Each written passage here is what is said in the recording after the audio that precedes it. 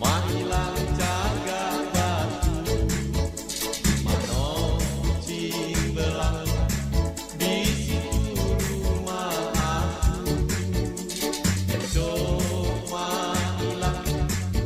Mahilang jaga. Sana dulu, Mang Dayat lagi ada di BPN Palembang. Mang Dayat lagi ngurus sertifikat dari hak guna bangun menjadi hak milik. Nah, sekarang mudah nian ngurusnya. Jadi dari datang setelah berkas lengkap, masuk ke loket, ini kurang lebih tidak nyampe seminggu. Lah jadi ini. Memang agak lain. Pas masuk dalam bentuk buku, metunya ini. Jadi kita ada barcode-nya di sini. Ya, jadi ini simpel nian.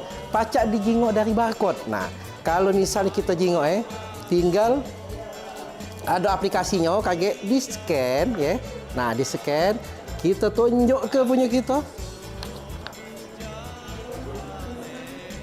Nah, langsung muncul sertifikat kita kan Nah, jadi sekarang ini di BPN lah simpel nian, lah mudah nian, segala urusan mudah.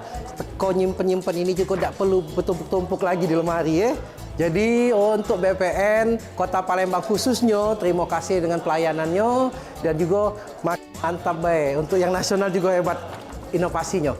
Mantap.